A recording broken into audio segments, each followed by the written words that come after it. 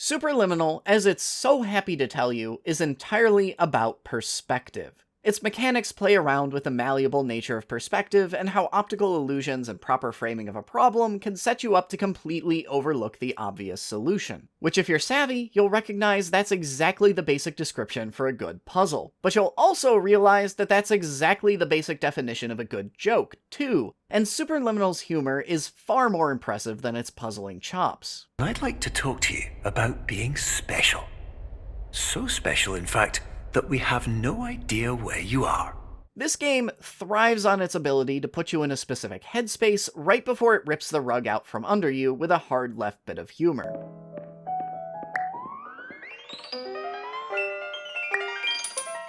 As always, I'm Alex, and this is First 5, where I ask if games are worth your time, not your money. I played a game for 5 hours, and I'm gonna tell you if those were 5 hours well spent. And today, we're getting some new perspective in Superliminal.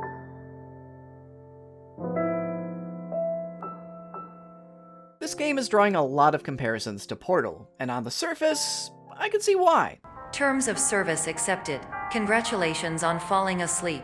Welcome to Somnasculpt. Your progress may be monitored by qualified specialists. You're going through kind of arbitrary puzzle test rooms while a detached, uncaring AI sneers at you periodically, and if that doesn't scream Portal, I don't know what does. But let's get this out of the way up front. If you're going into Superliminal hoping to relive the joy of playing Portal for the first time, I think you're playing it for the wrong reasons, and you're going to walk away disappointed.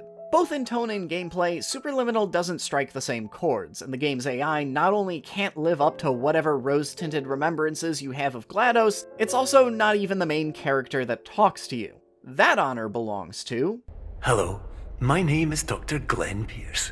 The good doctor is the yin to the AI's standoffish yang, playing the upstanding, always supportive psychologist that really just wants to try and help you out. And while his own idiosyncrasies are amusing, he's just one small part of how Superliminal very quickly leaves behind the Portal comparisons and creates a very different tone. Or rather, it creates two tones, because Superliminal almost feels like two different games stitched into one. The first half is a comic puzzler that depends more on wall-to-wall visual gags than a magnetic antagonist, while the second becomes much more contemplative and beginner's guidesy. The mechanical and narrative through lines of perspective-based puzzles are coherent enough that the two halves naturally feed into each other, but sticking to the themes of shifting perspective, you will start Superliminal in a wildly different headspace than you end in. There's a lot in that paragraph to break down, so let's just go down the list one at a time. First, before I bury the lead too deep, let's get to that gameplay through line. Superliminal bases all of its puzzles around the theme of perception. The big gameplay hook that's been advertised is how you can make objects in the world bigger or smaller by picking them up and moving them around. So like, if you pick up this tiny object and move it across the room from you, it still looks like it's the same size to you, but we all know things farther away look smaller than things up close. So in reality, because the object's farther away, it had to grow in size to continue looking the same from your perspective.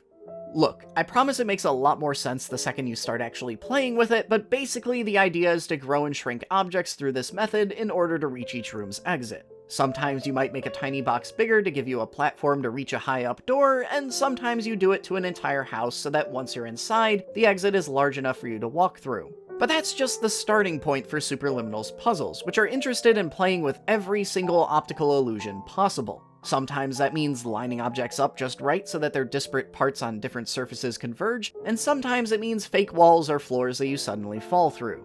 You're going to fall so many times in this game. But it's thematic, because falling is a major recurring motif of dreams, and Superliminal's narrative is one big dream. As the setup goes, you've been admitted to the Somnasculpt Dream Therapy program due to unexplained vague depression or anxiety, and the program's way of treating it is to basically let you work your way through it via dreams. Except then you go off the grid, get stuck in the dream, and Dr. Pierce tries to work with you to get you back to reality while the situation continually deteriorates and everything around both of you starts figuratively burning down. Warning: Dr. Pierce is frantically submitting numerous spelling and grammar mistakes into the standard orientation protocol in a desperate attempt to counsel you. Which finally brings us back to the two halves I was going on about. Superliminal's first half focuses a lot on environmental humor. Things like these signs that when you first see them, look like they just say die over and over, but once you get closer, you realize they're just boxes of diet soda. And half the time, the puzzle is the joke, more of a one-off gag than a formal brain teaser. What, you thought you were going to just pick this dice up like the last 10 you grabbed? Think again. You tried clicking on a chess piece like the last 3 you moved around? Psych, it's paint on the floor and wall. It's with this kind of tongue-in-cheek prankster cheer that the game continually takes a hard left turn at every opportunity it gets, and it all comes together to make a glorious procession of non-stop one-off visual gags that culminates in a fantastic horror B-movie themed nightmare level. But then as you progress, the dream starts collapsing, things start going all Inception-y, and both the spaces you walk through and some of the puzzles that inhabit them become increasingly abstract and divorced from any sense of reality. And while I won't linger here too long because I don't want the spoiler police to take me away, there are far fewer opportunities for humor here. The tone first becomes a tense mind trip as you divorce yourself from even the semblance of reality, then a more meditative, soothing one once you basically quote-unquote make it to the other side. Now, which of these halves are more effective? I think they both achieve what they're trying to do, but for my money, I had a lot more fun with the first half, and I think Superliminal's greatest success is in its playful environmental humor. But I also think that a lot of that can be chalked up to personal taste, and it's undeniable that in both cases, Superliminal does a stellar job of mentally manipulating you into the exact headspace it wants you to be in. But what do you get out of 5 hours with Superliminal? Well, you can actually hit the credits in under 3 hours, and I can't say there was much replayability to be had, so the answer is absolutely everything. It's a really short and sweet one. And while I had a lot to say about how Superliminal can sometimes feel like 2 different games during that runtime, it was fun all throughout. And even without reading them, I can already guess that at least half the other reviews of this game out there are going to ding Superliminal for its short runtime, but this is exactly the sort of game First 5 was made to find. It's unique, well executed, and most importantly, doesn't waste any of your time. It executes all of its ideas in rapid succession, and when it runs out, it actually ends. And there's not a whole lot more you can ask of a game. I don't think Superliminal's puzzles are nearly as in-depth or will give you the same satisfaction as, say, The Witness or even Portal, but as a composite experience, this game is killer, and you should check it out.